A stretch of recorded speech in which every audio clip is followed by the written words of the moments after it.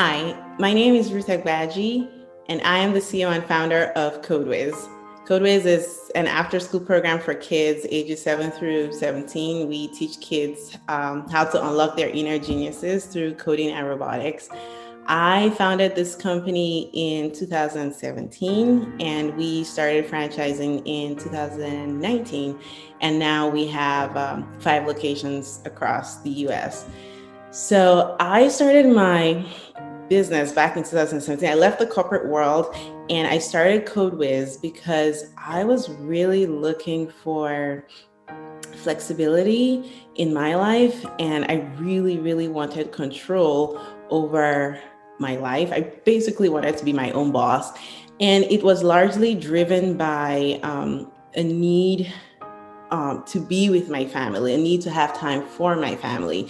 So I have 2 young kids. My daughter is 8 and my little boy will be 5 in February. And I was finding that I was spending so much time commuting to work, so much time, working at home, because there were always all of these projects and so on and so forth that had to be done. And it really, my work environment, the corporate world, was really just not family friendly enough for me. And I also found that I was just not being able to share my ideas. I was too down the ladder to really have an impact on in the corporate world. So I decided that I was going to do my own thing, and I was going to start a business. So I'm not going to go too much into how I decided CodeBiz was the business for me, but I figured that I'll just give you a summary. I decided that I wanted to impact people. And I figured that the best way to do that was by working with kids. And then I had taught myself how to code years past, and I really wanted to use that skill. So I decided to marry both, like coding and then impacting kids or impacting people. And so I was like, all right, coding for kids, and I was going to start this business.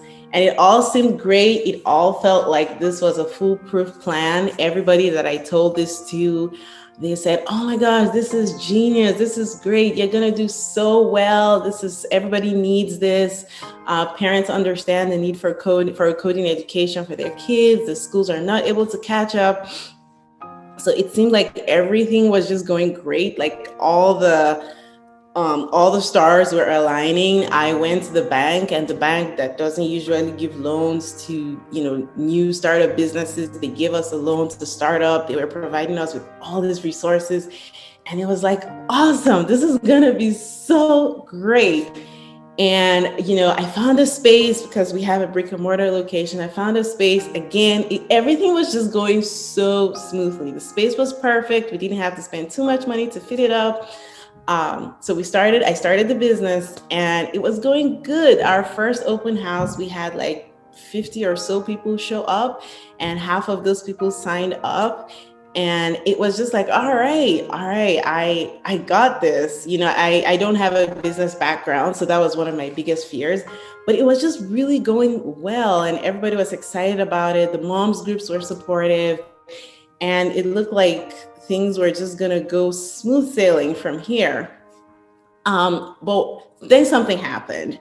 And to give a little backstory to that, one of the reasons why I had decided that the corporate world was not working for me and my family was that we were always in and out of the doctor's offices for my son for one reason or the other. There was always something wrong with him. It's either today it's an ear infection, or tomorrow he's not eating properly, or he's catching some random virus.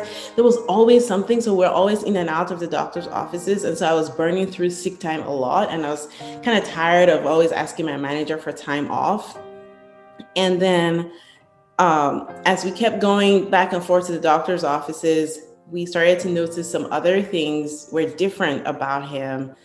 And he wasn't speaking as he should for a child his age. And we went to early intervention, and we went through a whole series of tests. And we were informed that my son had autism spectrum disorder.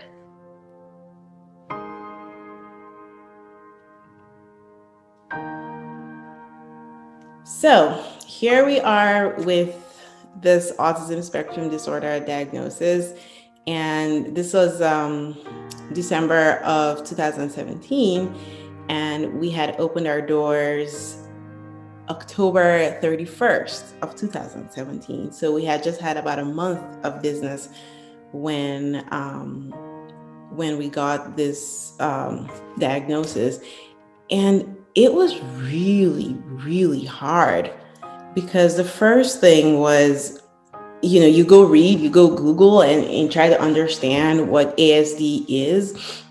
And of course, you're seeing all the worst case scenarios where it's, he might be nonverbal for life, he might need support for life. And if you don't want that to happen, there's all of these therapies that you have to take him to. And then even with all of the therapies, there's so many, schools of thoughts around it. Well, if you let him do ABA therapy, he'll be a robot for the rest of his life and he'll not have a mind of his own. And, try floor therapy, try music therapy.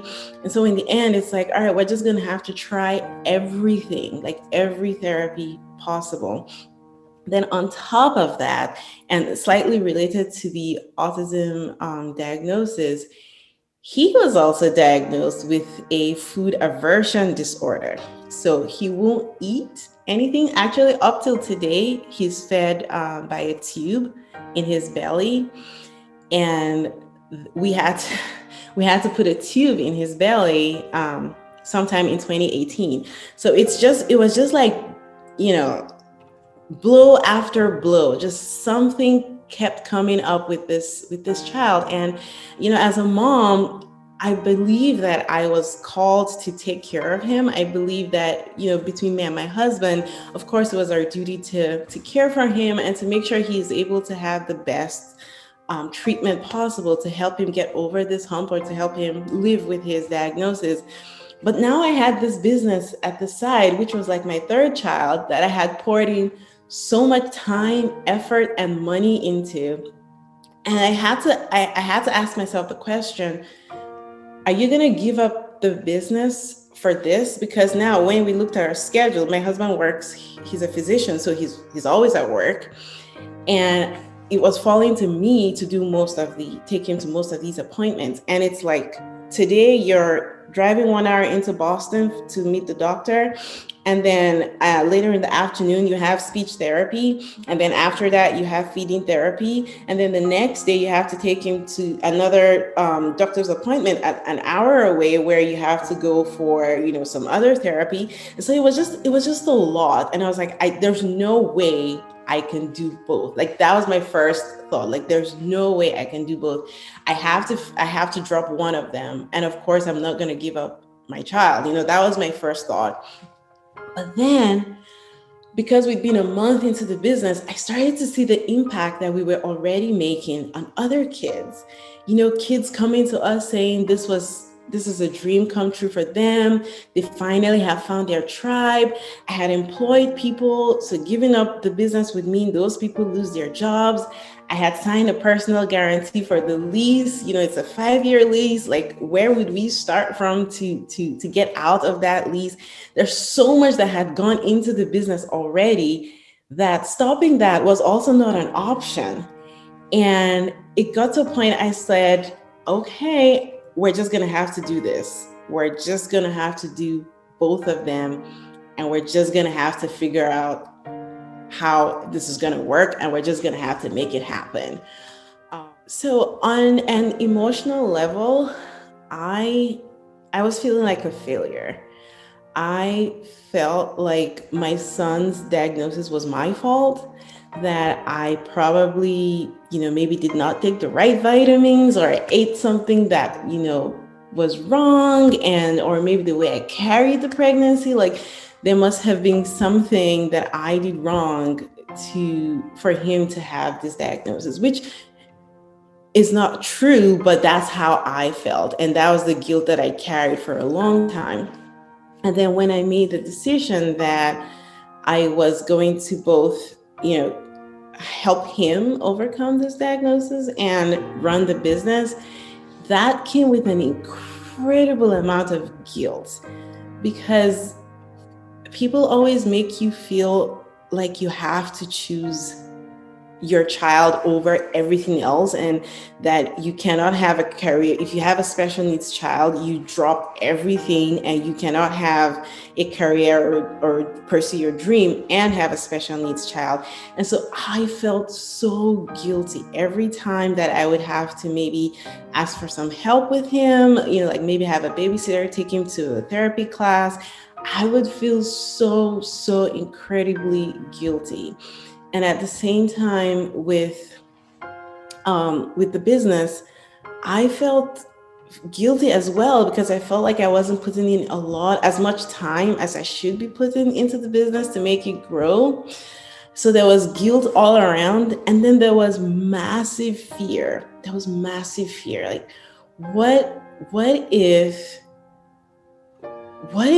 he's, not able to speak for the rest of his life? What if me not being with him 24/7 causes, something to happen? First of all, I'm still dealing with, if you remember, dealing with the guilt that I probably caused this by something I did or did not do. And then now I'm like, okay, what if I'm not with him 24/7? What if that makes him, that makes his condition worse? What if I need to be there 24/7? But then at the same time, with the business, it's like, what if I just focus on my child and just leave the business to be run by managers? What's going to happen to that? Am I going to lose all my investment that I have put in? Am I going to lose all the energies that I have put into that? And then what happens to my first child, right? Who is neurotypical, but now is being ignored because now I'm focusing so much on my second child with special needs and the business. Like, what kind of a mother am I? I felt like a failure all around. I felt like I was trying to do too much and failing at everything, really.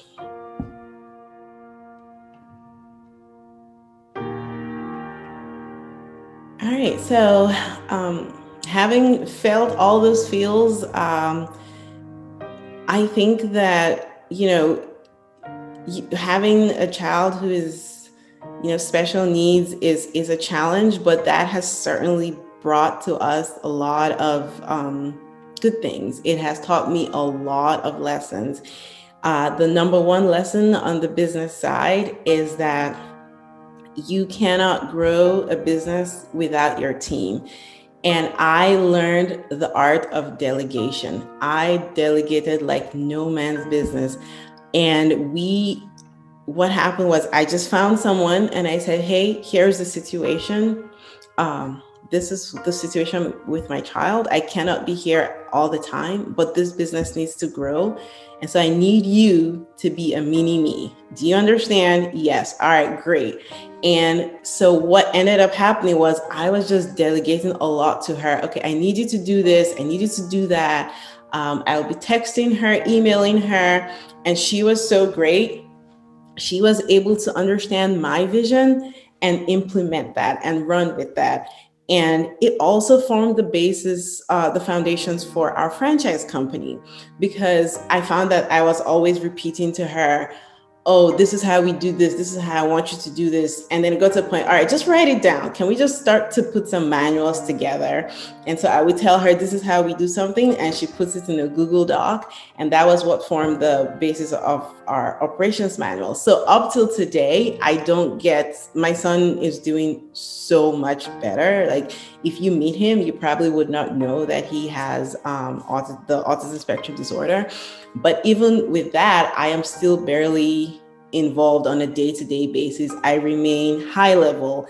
And that is a gift that was given to me because of the struggle. If I didn't have to struggle with balancing both, I probably would have been all hands-on, meddling in the business and whatnot. But because I had the struggle, I had to elevate myself and focus on doing the things that I was really, really good at with the very limited time that I had, and delegating everything else for someone else to do. So that was a really good gift that we got from this struggle. And then from a parental perspective, one of the things that I learned was that 80% is great.